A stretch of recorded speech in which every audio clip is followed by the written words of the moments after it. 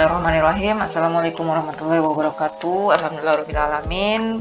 Pada materi ini kita akan melanjutkan pertemuan keempat mata kuliah kimia fisika. Tema pada pertemuan keempat ini adalah zat padat ya. Setelah sebelumnya larutan, kemudian gas, dan sekarang adalah zat padat. Bagaimana kimia fisika zat padat. Oke. Pada pertemuan tentang kimia fisika zat padat ini kita akan mempelajari tentang klasifikasi dari padatan, di mana nanti akan dijelaskan tentang kristalin, amorf, dan pseudo-amorf ya.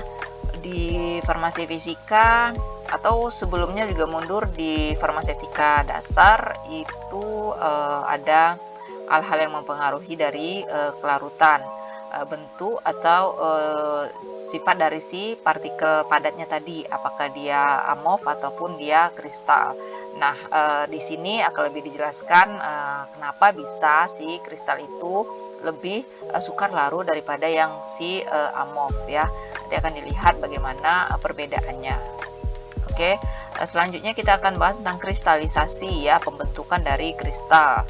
Di pelajaran atau di mata kuliah ibu lupa di bidang kimia nanti akan ada praktikum untuk membuat kristal dari bahan obat ya. Kemudian peleburan. Nah, istilah peleburan mungkin bukan pertama kali didengar karena sudah juga di farmasetika dasar ya, saat kita membuat sediaan krim ya ataupun salep yang membutuhkan proses peleburan campuran zat padat dengan semi solid ya. Nah, sekarang ini adalah peleburan untuk pembentukan dari si kristalnya tadi. Dan yang terakhir itu adalah bagaimana tahapan proses kristalisasi dan si peleburan itu sendiri. Oke, kita akan lanjutkan larutan ya. Jadi ini diulang lagi tentang pendahuluannya, mengingatkan kembali larutan itu adalah campuran homogen dari dua atau lebih zat ya, unsur ataupun dia molekul. Terdapat dua istilah, solut adalah zat terlarut dan solvent adalah pelarutnya. Kelarutan adalah kemampuan solut untuk larut di dalam solvent. Jadi yang dinyatakan dengan kelarutan adalah kemampuan solut atau zat terlarut itu dia larut di dalam solventnya atau pelarutnya. Kemudian jenis dari larutan atau penggolongan larutan itu ada tiga, larutan encer, larutan jenuh, dan lewat jenuh ya. Ada satu lagi, ini ada larutan pekat ya. Jadi kebalikan dari larutan encer. Larutan encer adalah larutan yang mengandung sejumlah kecil zat A yang terlarut ya. Kemudian larutan jenuh, larutan yang mengandung jumlah maksimum zat A yang dapat larut dalam air atau pelarutnya pada tekanan dan temperatur tertentu ya. Jenuh ya, istilah jenuh mungkin juga pernah dialami atau bahkan sekarang dialami gitu ya, jenuh dengan perkuliahannya ya, itu wajar. Stepnya adalah seperti itu. Yang pertama encer, belum ada dimasukkan materi apapun sama sekali, kemudian bertambah banyak sampai nanti di level jenuh ya, dan bahkan sampai juga nanti di lewat jenuh, larutan yang mengandung jumlah zat A yang terlarut melebihi batas kelarutannya di dalam air pada temperatur tertentu. Nah, kalau dia lewat jenuh ini otomatis dia akan membentuk endapan ya, atau dia tidak akan seluruhnya terlarut. Balik lagi ke kondisinya, solusinya adalah dengan pengenceran ya, ditambahkan lagi pelarutnya supaya larutan tersebut kembali menjadi larutan encer atau setidaknya hampir jenuh, jangan sampai dia jenuh. Nah, solusi untuk mengencerkannya itu ya adalah itu punya teknik dari mahasiswa-mahasiswi masing-masing untuk dalam proses pembelajarannya bagaimana supaya tidak jenuh. Jenuh itu pasti akan dialami, dinikmati saja, jangan baper sehingga nanti ujung-ujungnya harapannya adalah jangan sampai menyerah ya, karena perjalanan masih panjang. Dan solusinya adalah kita bisa lihat di analogi kondisi dari jenis larutan ini adalah dengan menambahkan saja pelarutnya lagi ya. Mungkin waktu refreshing gitu ya. Refreshing sekarang tak bisa keluar yang di sosmed ya, sering scroll sosmednya gitu ya. Tapi ingat bagi porsinya belajar dan refreshingnya tadi, jangan sampai terbalik ya. Intinya adalah pandai-pandai menyeimbangkan waktunya ya, mana yang menjadi prioritas dan yang tidak. Refreshing itu pasti diperlukan, jangan sampai nanti jenuh ataupun lewat jenuh. Ibaratlah kita ngisi gelas gitu ya, semakin ditambahkan airnya tentu akan jika melebihi batas tinggi gelas tentu airnya akan melimpah ya. Nah, kondisi yang seperti itu yang tidak diharapkan. Supaya tidak melimpah ya diminum sedikit demi sedikit. Nah, kalau pembelajaran diangsur sedikit demi sedikit agar saat ujian nanti yang paling dekatnya aplikasi dari perkuliahan itu adalah ujian buktinya gitu ya, sehingga tidak sistem kebut semalam ya, SKS seluruh misalnya 3 mata kuliah itu yang akan dikebut dalam satu malam. Oke, demikian pendahuluannya. Mudah-mudahan bisa mengaitkan dan terasa dengan kondisinya, karena ini sudah tinggal waktunya lebih kurang sebulan lagi untuk UAS ya. Karena kita saja sudah pertemuan ke-4. Oke, kita lanjut. Nah, ini adalah pendahuluan tentang di larutan tadi ya. Apa pentingnya ini nanti akan berkaitan ke kristal itu tadi ya. Jadi si kristal akan karena adanya endapan yang terbentuk, artinya dia sudah lewat jenuh, tidak bisa lagi si pelarutnya melarutkan dari si partikelnya tadi, sehingga terbentuklah kristalisasi. Oke, atau mundur dulu ke belakang pada saat pembelajaran suspensi ya, ada kondisi caking ya, endapan yang tidak dapat terdispersi kembali walaupun dengan dikocok ya. Nah, itu kalau di kimia padat ini itu disebut dengan proses terbentuknya kristalisasi ya. Kalau di suspensi adalah sedimentasi ya, endapan yang lama-kelamaan akan membentuk kristal. Oke, kita masuk ke zat padatnya. Zat padat itu dibagi menjadi 2 jenis. Yang pertama adalah bentuk kristal dan bentuk amorf ya, kristalin dan amorpheus atau non kristalin. Yang pertama, kristal. Kristal didefinisikan sebagai material padat yang mempunyai susunan atom, molekul atau ion yang teratur. Keteraturan tercermin pada permukaan kristal yang mengikuti pola-pola tertentu. Material. Jadi poinnya adalah kristal itu zat padat yang dia teratur ya, rigid gitu ya, jadi jelas semuanya, atom, molekul, arahnya, jumlahnya gitu ya, kemudian susunannya, komposisinya itu semuanya teratur sehingga dia menjadi bentuk yang kompak ya. Pernah lihat Rubik kali ya, permainan Rubik gitu ya. Nah, itu adalah kalau kita bisa dianalogikan itu seperti susunan satu kristal ya. Jadi jelas membentuk suatu petakan dengan seluruh sisi terisi dengan jelas ya. Apalagi kalau dia tersusun sesuai dengan warna bagiannya tadi ya, putih, merah, biru, kuning gitu ya. Nah, itu yang disebut analogi atau gambaran dari bentuk si kristal. Material padat di mana atom-atomnya tersusun dalam susunan pola yang berulang atau kontinu ya. Plus nanti kalau di kristal ini dia ada susunannya yang berulang. Jadi kalau di rubrik itu ada 3x3 gitu ya. Nah, nanti akan ada perulangannya ya. Nanti akan ada dilihat pada gambarnya. Jadi kristal dikarakterisasi oleh keteraturan atom atau molekulnya. Nah, sekali lagi ini adalah kata kuncinya, keteraturan atom atau molekulnya. Semua kristal adalah padatan, tetapi tidak semua padatan berupa kristal. Ya, sudah jelas nih ya. Semua kristal itu pasti adalah padatan, tetapi tidak semua padatan berupa kristal. Ya, lihat aja lah HP-nya sekarang ya. Apa itu padat kan? Tapi itu bukan berupa suatu kristal. Oke, nah ini dia ya yang disebut dengan ada susunan yang berulang ya, bisa dilihat di sini ya, merah sama merah di atas, kemudian biru di bawah ya, seperti susunan bata lah ya, ada selang-selingnya dan dia padat mengisi ruangannya itu tadi ya. Oke, ini yang 3 dimensinya bisa dilihat bulatan-bulatannya gitu ya. Nah, oke, contoh kristal. Nah, kristal ini juga ada yang non metal dan ada yang metal ya. Contoh yang utama adalah es ya, es batu berarti ya, karbon, diamond atau berlian gitu ya, NaCl, garam dapur kita KCl, dan gula ya, apalagi yang gula batu itu ya.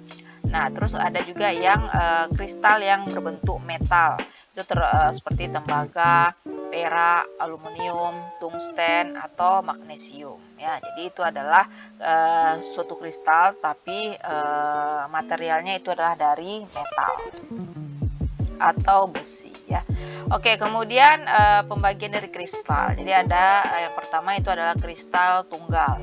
Keteraturan atom didapat dalam seluruh tubuh zat padat ya. Jadi seperti ini yang disebut dengan kristal tunggal. Dia teratur hampir pada seluruh tubuh dari si kristal yang dibentuknya, si partikelnya tadi atau atomnya tadi gitu ya. Nah, ada juga yang kristalit atau kristal tunggal, dia ukuran kecil ya. Ada yang tunggal, kemudian ada yang ukuran kecil. Seperti gambar yang kedua ini ya, terpisah-pisah gitu ya. Kemudian ada polikristal ya, kumpulan kristalit yang membentuk benda padat. Nah, dari kristalit-kristalit ini menyatu dia dan ada beberapa pula jumlahnya, itu yang disebut dengan polikristal atau banyak si kristalitnya ya. Inti utamanya itu adalah dari kristal tunggal terlebih dahulu. Kemudian kristal tunggal ini ada yang kecil. Yang kecil-kecil itu bergabung menjadi beberapa lebih besar daripada yang kristalit, itu disebut dengan polikristal. Tapi ujung-ujungnya dia sama-sama bentuk suatu bentuk yang kristal ya, yang padatnya tadi. Lanjut kita ke amorf ya. Setelah tadi kristal, sekarang amorf. Padatan non-kristal disebut padatan amorf ya. Jadi selain dari yang zat padat, tidak kristal itu adalah disebut dengan amorf.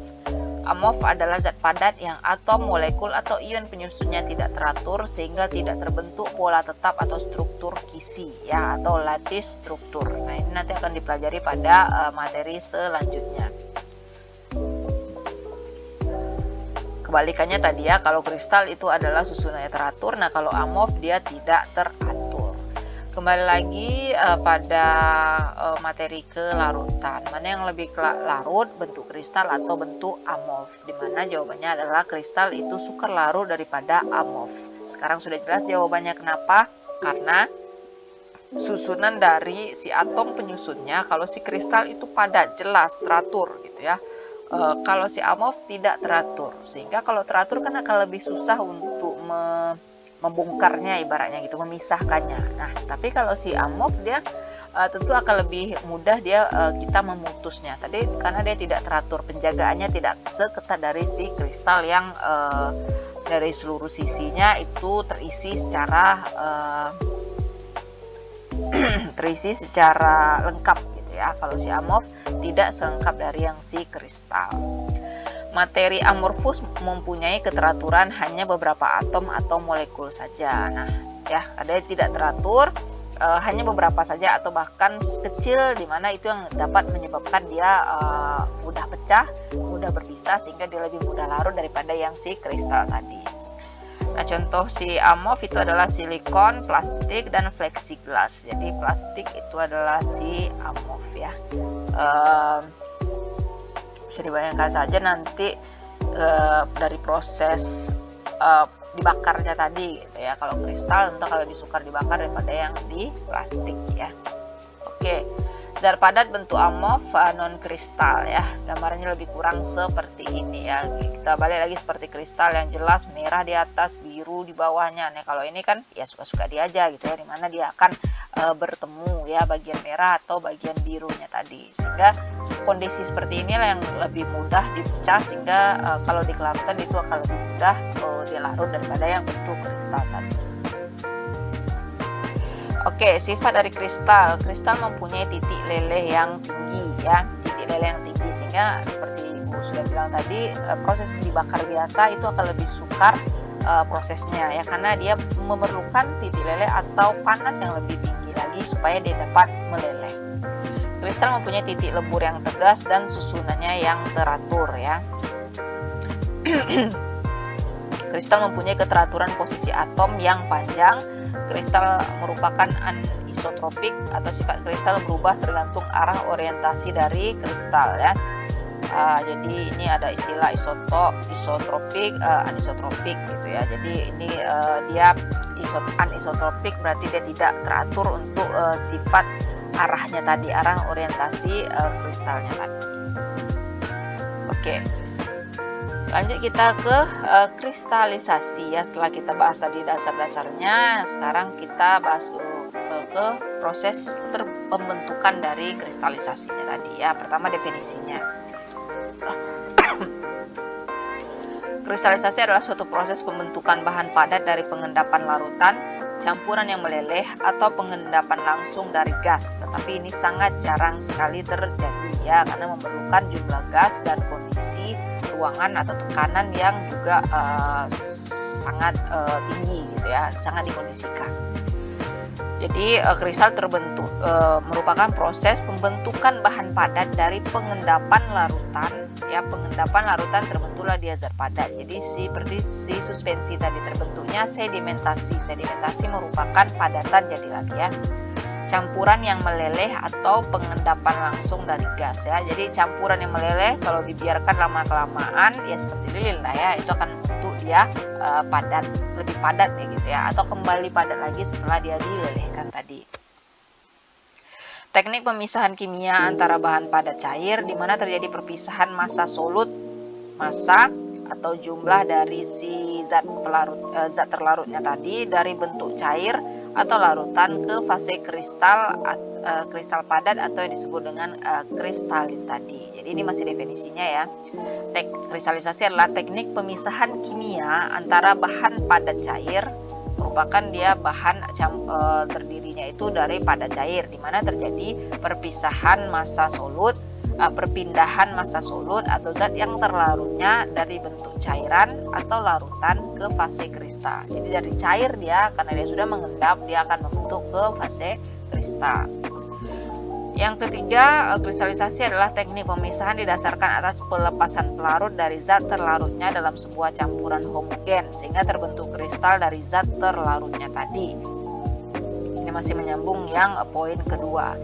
Proses ini adalah satu teknik pemisahan padat cair yang sangat penting dalam industri karena dapat menghasilkan kemurnian produk hingga 100%. Jadi proses kristalisasi proses yang bisa dibilang sederhana tetapi dapat menghasilkan produk yang hasil pemisahannya itu atau produk yang dibentuk itu kemurniannya itu 100%. Artinya betul-betul bisa dapat memisahkan antara si padat dengan si pelarutnya tadi gitu ya, solutnya. Oke, ini untuk definisi kristalisasi. Sekarang prinsipnya lagi ya. Setelah tadi ada definisinya sudah jelaskan apa itu kristalisasi, kemudian tekniknya. Prinsipnya adalah suatu solut, pemisahan suatu solut dari larutannya membentuk fasa padatan di mana terjadi perpindahan massa dari suatu zat terlarut dari cairan larutan ke fasa kristal ya. Intinya perubahan zat larut itu dalam bentuk padat ya, jadi cair menjadi padat. Pemisahan suatu solut dari larutannya membentuk fasa padatan di mana terjadi perpindahan massa dari suatu zat terlarut atau solutnya tadi dari yang dia sudah terlarut dalam bentuk cairan membentuk kepadatannya. Oke, syarat untuk kristalisasi.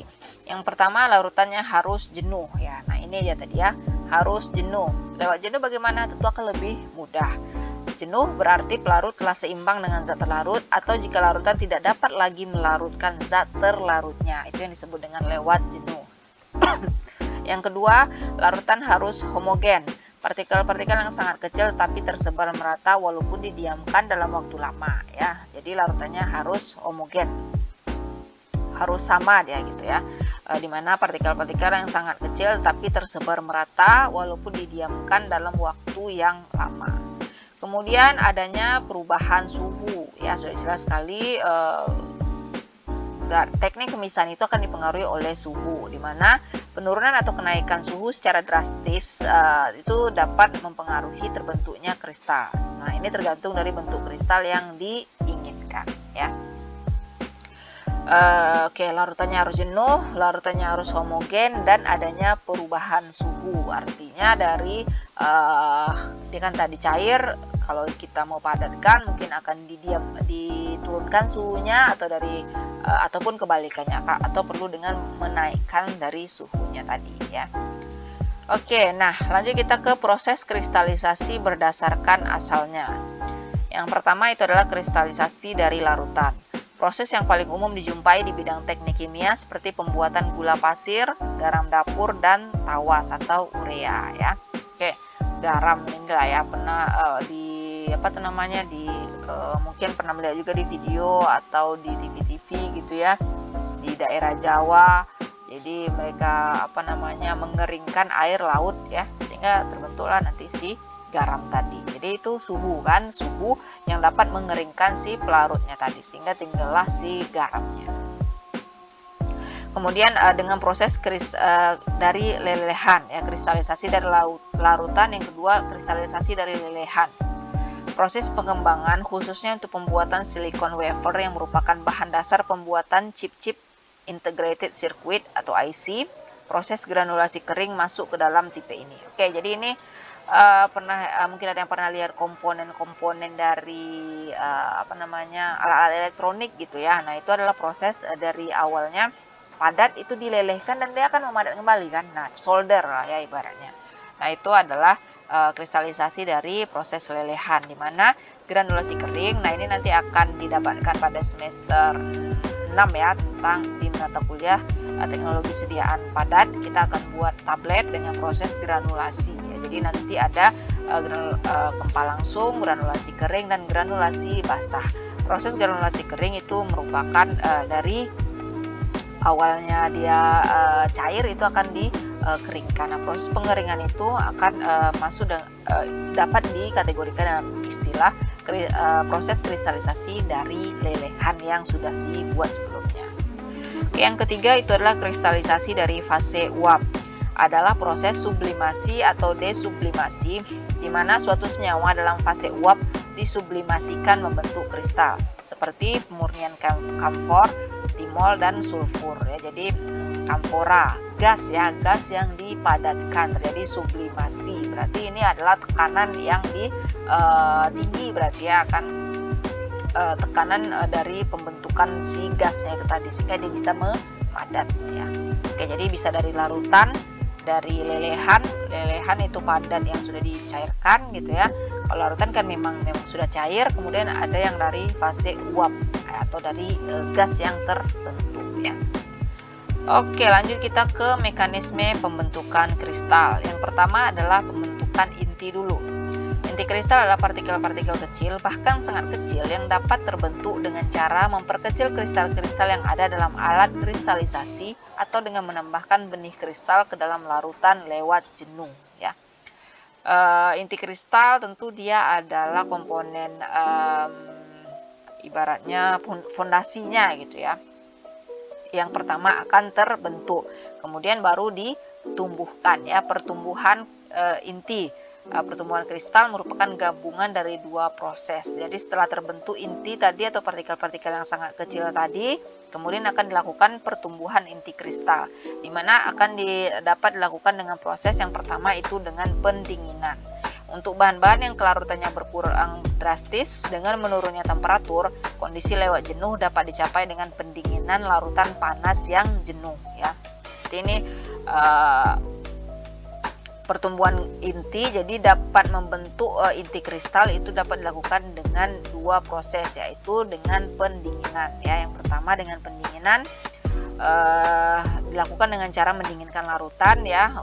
Pada saat suhu larutan turun, komponen zat yang memiliki titik beku lebih tinggi akan membeku terlebih dahulu, sementara zat lainnya masih larut, sehingga keduanya dapat dipisahkan dengan cara penyaringan ya. Jadi proses pendinginan ini atau pembekuan ini akan melihat dari campurannya itu si solut sama solvennya, ibaratnya seperti itu, dimana jika solutnya punya titik beku yang lebih tinggi, dia akan duluan membeku nih. Nanti yang larutannya kebalikan belum beku, ataupun kebalikannya, larutan duluan yang akan membeku, nanti tinggal disaring saja, dibuanglah ibaratnya si larutannya tadi, nah tinggallah si solutnya ya.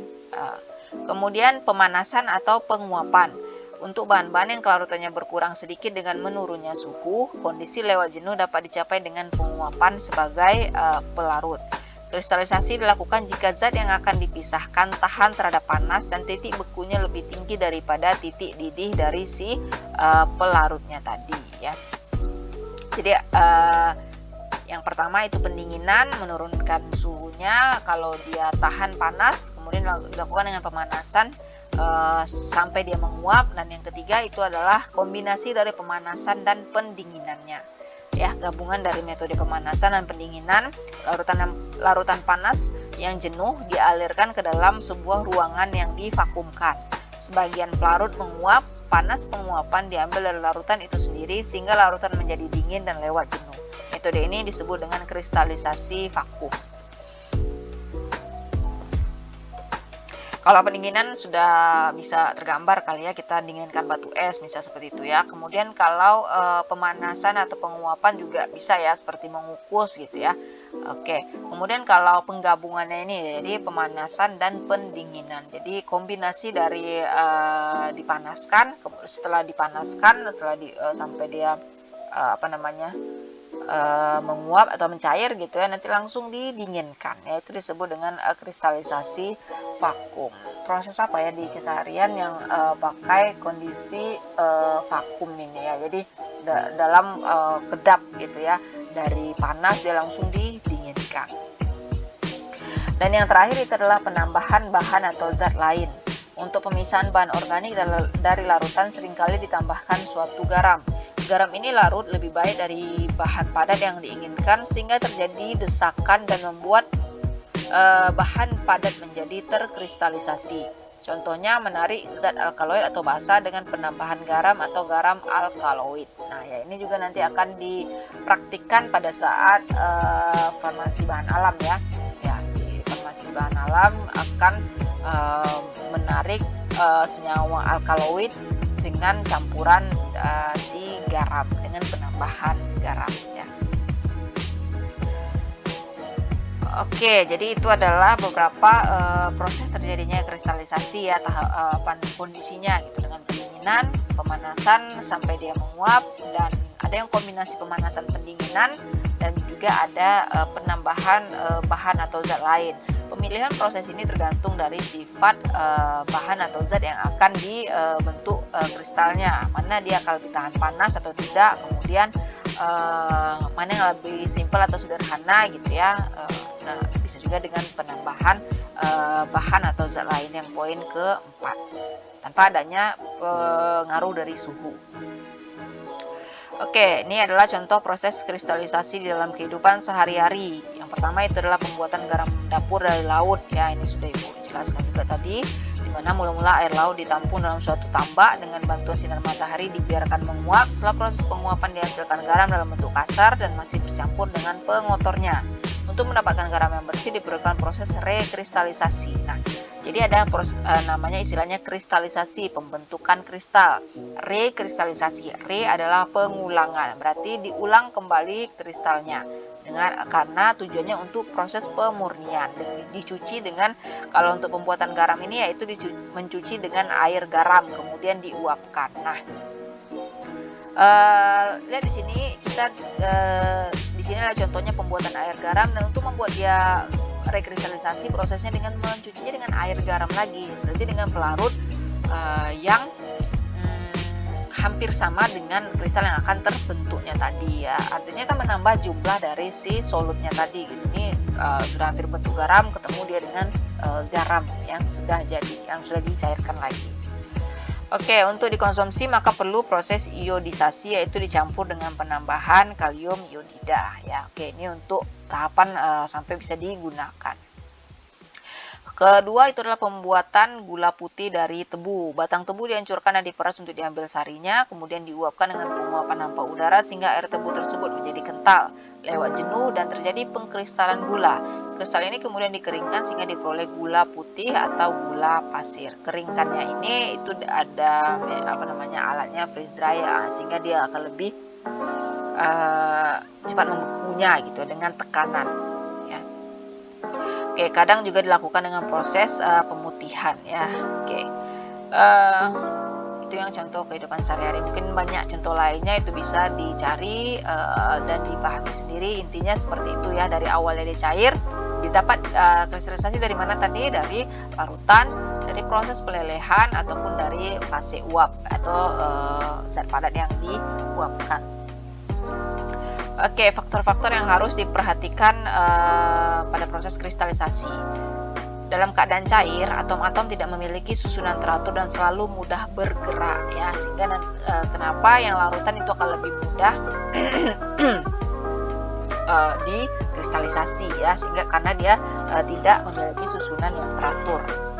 Dengan temperatur yang lebih tinggi, maka akan memiliki energi yang cukup untuk lebih mudah bergerak. Turunnya temperatur, maka energi atom akan semakin rendah, maka atom makin sulit bergerak dan mulai mengatur kedudukannya relatif terhadap atom lain. Saat ini mulai membentuk inti kristal pada tempat yang relatif lebih tinggi. Inti akan menjadi pusat kristalisasi. Dengan makin turun temperatur, makin banyak atom yang ikut bergabung dengan inti yang sudah ada atau membentuk inti baru. Ya. Kondisinya adalah analogi dari penyusunan dinding ya, terbuat dari tembok-tembok. Nah, itu disusun sedemikian rupa pondasi awalnya sampai dia meningkat sampai setinggi yang akan ditargetkan tadi. Itu akan membentuk suatu susunan atom yang lebih kompak tadi ya, atau susunan kristalnya antara atom-atomnya sudah tersusun dengan teratur tadi. Kalau si bata saja dibiarkan tanpa ada semen, itu kan mungkin sudah tersusun juga gitu. Tapi kalau digoyang itu akan mudah tumbang. Nah, kalau udah membentuk sudah di semen nanti apalagi sudah di plaster, itu akan lebih susah kan untuk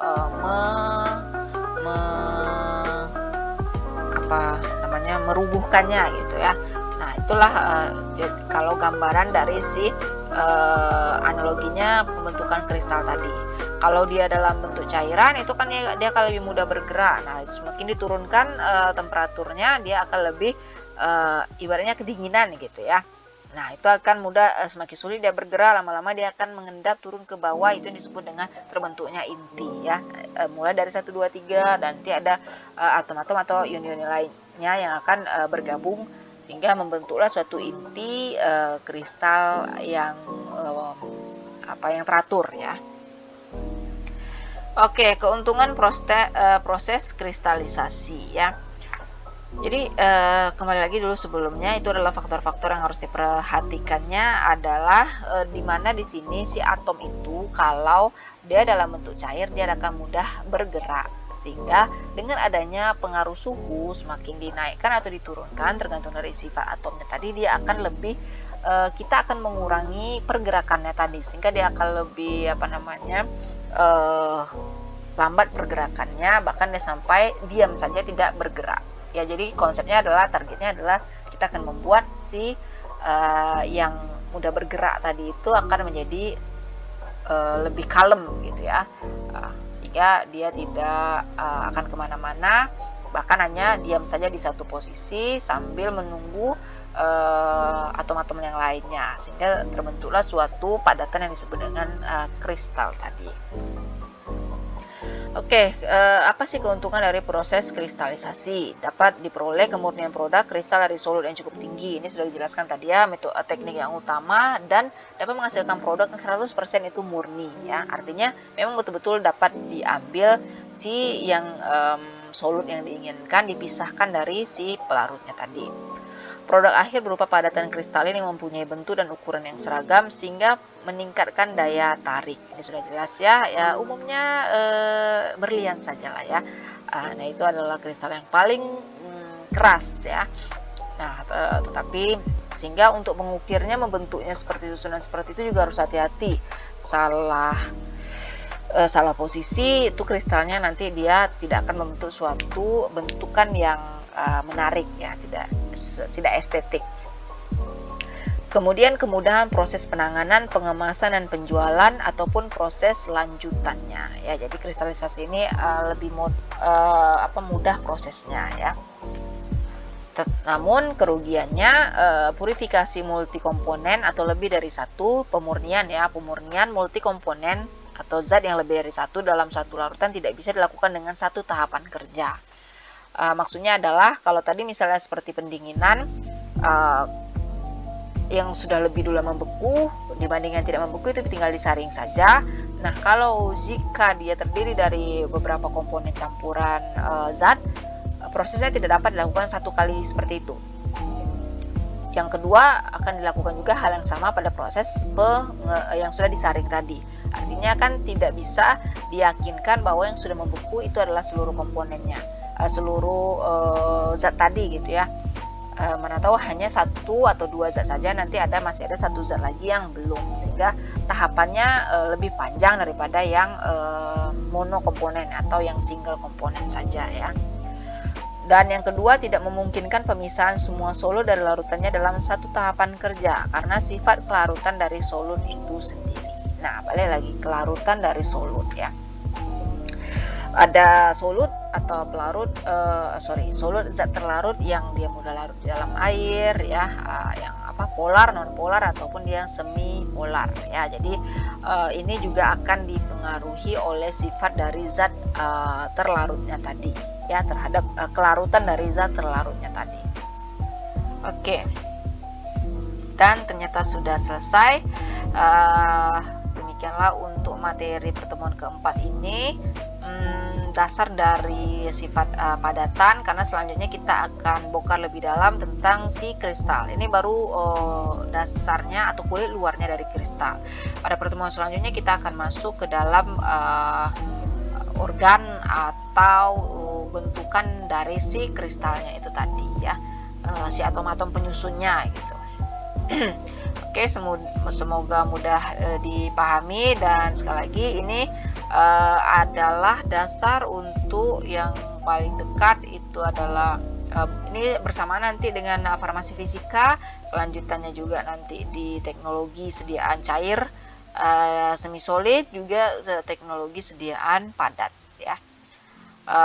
Itu yang di Tekfar ya. Kalau yang di mata kuliah lainnya seperti yang Ibu sudah bilang tadi, itu bisa di kimia ya, kimia medisinal, ataupun nanti di farmasi bahan alam ya, proses kristalisasinya yang diperlukan. Tapi di sini akan dijelaskan keseluruhan dasarnya tadi itu ya, dari partikelnya. Jadi ini adalah padatan, si zat padatnya tadi ya, ada yang berbentuk kristal dan ada yang berbentuk amorf ya. Oke, silakan disimak kembali dan dipahami lagi. Semoga bermanfaat. Ibu cukupkan. Terima kasih. Wassalamualaikum warahmatullahi wabarakatuh.